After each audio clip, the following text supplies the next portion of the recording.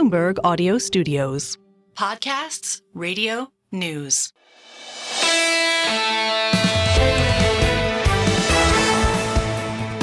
Single best idea on Apple Podcasts, and thank you for your attention. We're moving this out on Twitter and LinkedIn. Look there for, announcements about it. But the best thing to do is subscribe to Apple Podcasts. An eventful day, any number of ways to go here. I thought that David Gura was outstanding on the NATO angle into all this uproar about President Biden's health. Greg Valliere was very timely there, particularly about the convention overlay. We're really coming up on the Republican convention, the soiree in Milwaukee. I believe July 15th. We'll look for that. And then Wendy Schiller we'll get to in a moment. But first, we do economics, finance, investment. And like all of financial media, I underplay municipal bonds, which is really, really dumb. Municipal bonds are extremely important. You get a tax advantage at the federal level. You may get a tax advantage at the state level. And you get a tax advantage perhaps at the city level, like New York City, where we say it's triple tax free. An expert on this, a true legit expert, is Craig Brandon. He's out of Eaton Vance of Boston, who helped invent the industry. James Gorman and Morgan Stanley took out Eaton Vance in what all acclaim to be a successful transaction, bringing over the intellect of people like Craig Brandon. Here, Craig Brandon on taking advantage of tax-free bonds. The way I look at fixed income and the way I look at munis, Tom, you're a hockey guy, right? So football, you have your plays, right? You have your playbook and you have your plays. In munis, in fixed income, it's more like being a hockey coach where things change so fast. So if you're an individual investor, you're more buy and hold.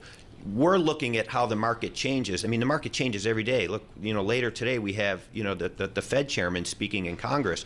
We have CPI coming out later this week. For active management, the muni market tends to be very correlated to treasuries because for the most part, it's a high quality asset class with a little bit of duration in it. So, when the treasury market moves, munis really move with it. And I think that as a retail-based asset class, retail moves when the Fed moves. So we talk about flows. We had a lot of outflows in 21, a lot of inflows in 21. We had a lot of outflows in 22.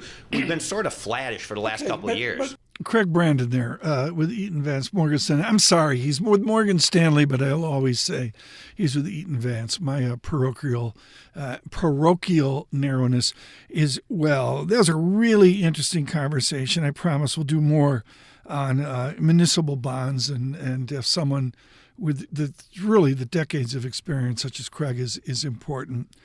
On the politics of the moment, we could have easily picked 4 or 5, 6 tapes, but there's nothing like the holistic knowledge of Wendy Schiller at Brown. She has just been a huge promotion at Brown. Brown has chosen to rebuild out their already successful international relations into a substantial new project. She is spearheading that project for Brown University, and with those new duties, we're just humbled that she can spend time with us. She gets some political flack, I'll say the least, but I think for Republicans, Democrats, and those unaffiliated, Wendy Schiller is always interesting. And the cacophony of the day, Professor Schiller.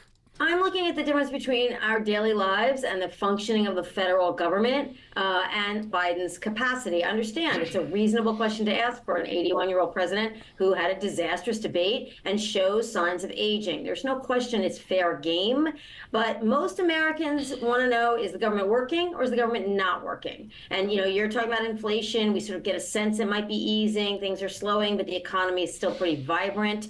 The question is, does consumer sentiment shift in time to reward Biden for handling inflation or not? And I think that's really the big determinant. Age is a big deal in the media right now, but, is the federal government functioning? Yes, it is. Is it shut down? No, it isn't. Is he meeting with our NATO allies? Are we sending weapons where we need to send weapons in the interest of the United States? According to him, yes. So that's the big disconnect, is the media focus on this issue, whereas the rest of the country kind of experiences the federal government and says right now, except for inflation, it's working decently well. Wendy Schiller of Brown University. I thought David Gurr was riveting. Of course, he's doing the big take, has a recent big take on President Biden. He has a recent big take on the madness of the French outcome as well. And Gurr really focused on the NATO meetings coming up here. They begin Wednesday into Thursday, Friday, and, of course, a press conference, I believe Thursday, I'm guessing, afternoon. With President Biden, hugely anticipated worldwide. We'll have full coverage of that press conference, of course. Amory Horton, I know, spearheading that effort as well. We're out on YouTube. You go to search in Google. You go YouTube, Bloomberg Podcasts. It gets you there to our live icon. Lisa Mateo leading the icon off, as you would well expect. And you can then subscribe to Bloomberg Surveillance out on Bloomberg Podcasts. We're on Apple CarPlay, Android Auto as well. And on Apple Podcasts, it is single best idea.